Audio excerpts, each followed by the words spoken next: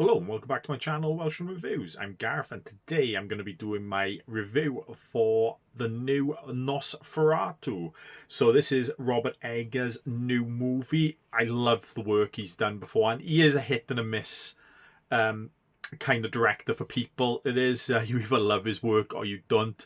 Me personally, I love his work. I think he's done some outstanding stuff with The Witch, The Lighthouse and The Northman. It is. So when he got announced for making this, I was all for it from the get-go. And yeah, I can't say I was that disappointed with this movie as well. I did enjoy it overall. It is written by him as well, but it does also have credits for Henrik Garland and obviously Bram Stoker. This Nosferatu is pretty much the Dracula story, but it is more of the unauthorized version of that story. So 90% of it is practically the same. A few little differences throughout this story as well, but overall pretty much a beat for beat of the Dracula story. So this movie does have a slew of great actors in it.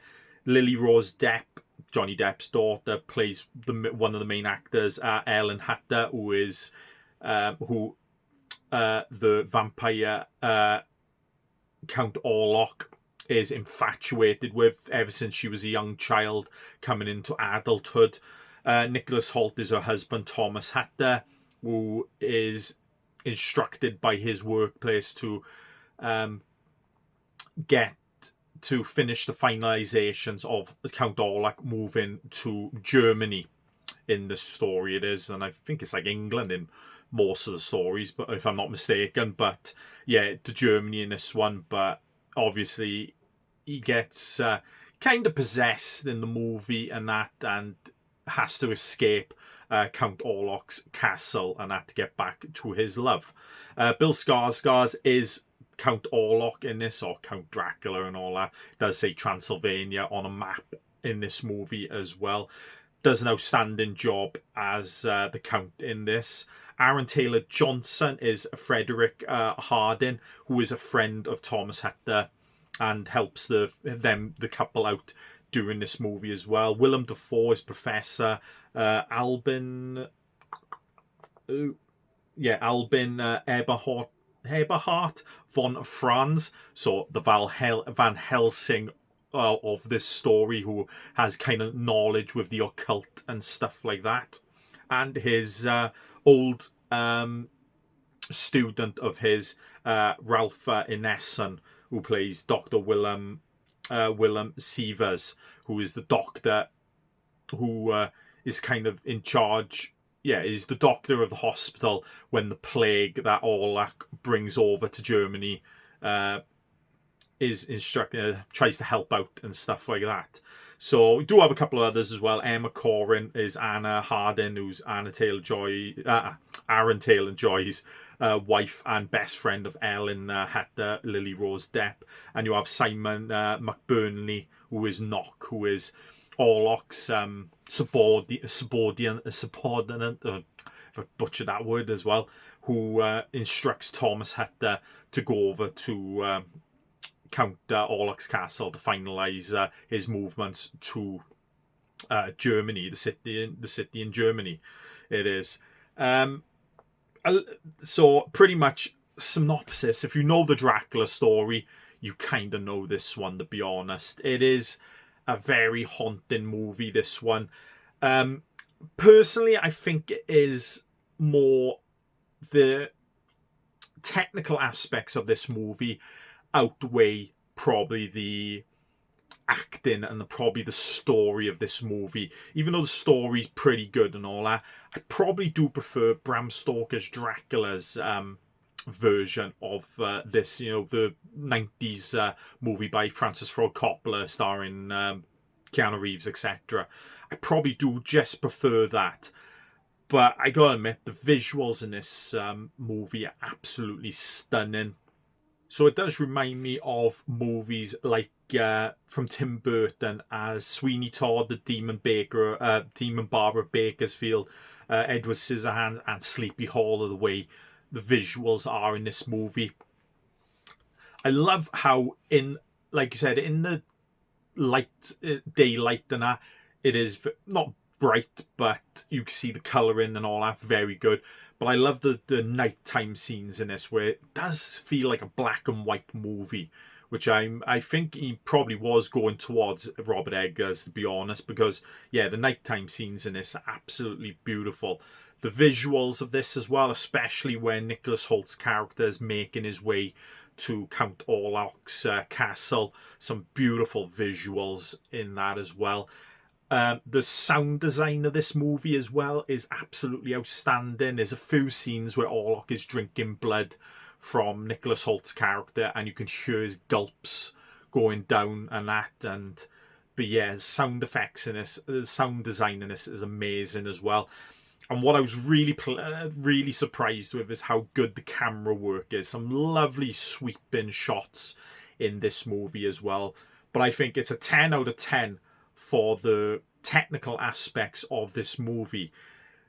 But when we get into the disadvantages now, and unfortunately there's a couple, and one of the main ones is the look of Count Orlok.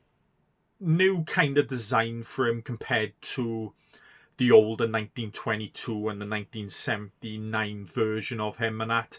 I couldn't get the heavyweight boxer Oleksandr Usyk out of my head, because the design of Orlok in this is like he's got a bit of hair on the side of his head going down here, and he's got a big, thick, bushy moustache. And he just reminded me of a heavyweight boxer in some pictures, like I'll put up here. He looks like that. It does.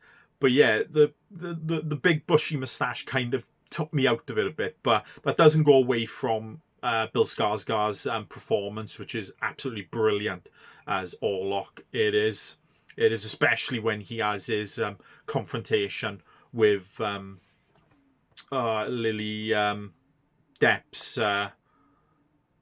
character, Lily Rose Depp's character. They have a brilliant back and forth when he makes it into Germany, and he threatens her, and that.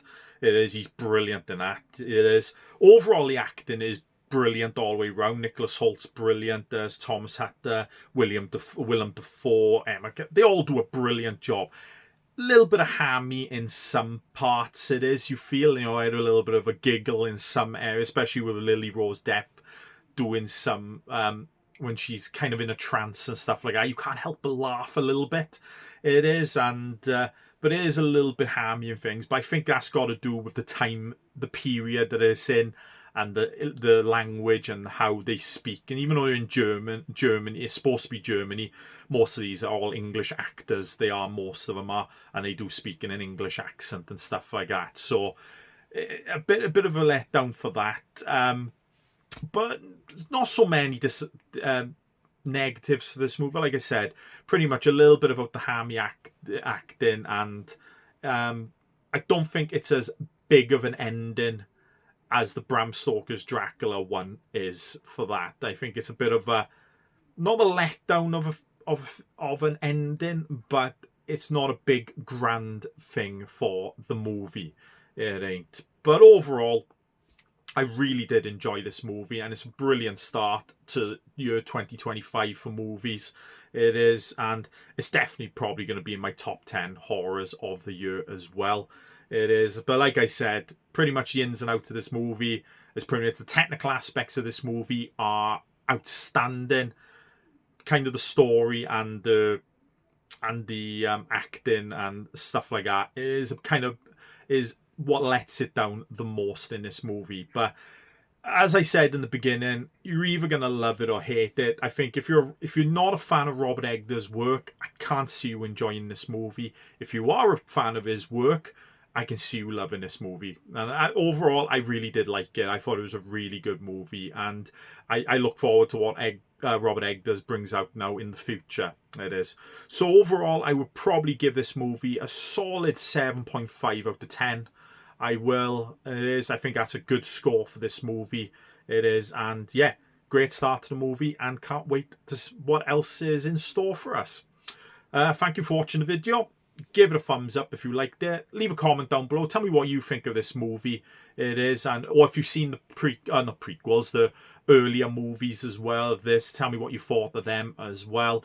And if you'd like to see more videos, I guess, please subscribe to my channel. And I'll see you next time.